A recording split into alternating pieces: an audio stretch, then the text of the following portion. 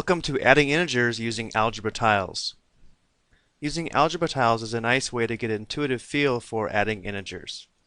When using algebra tiles, we'll view a blue square as a positive 1 and a red square as negative 1. So we need to be able to understand that if we group a positive 1 and a negative 1 together, the result would be 0.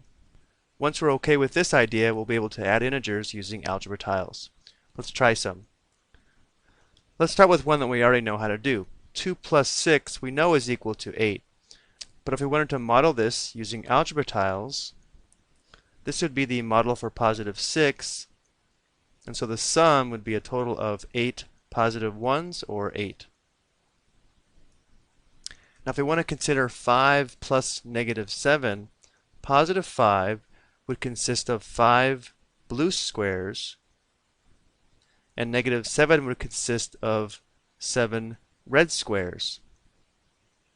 And again, the idea here is that when we combine one red and one blue square, the result would be 0.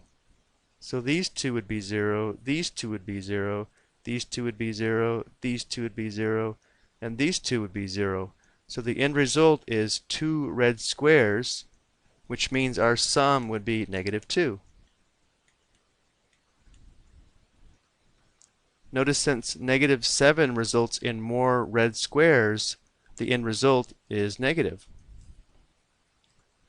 Here we have negative 2 plus 4. 2 red squares would be negative 2. 4 blue squares would be positive 4. So if we combine these, or sum them, this red and this blue would be 0. This red and this blue would be 0.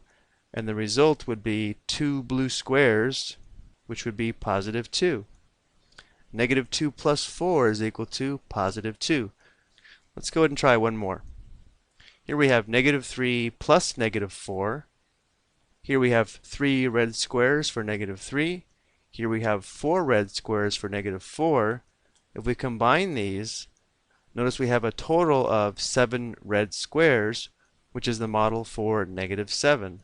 Negative 3 plus negative 4 is equal to negative 7. That'll do it for this video. I hope you found these illustrations helpful.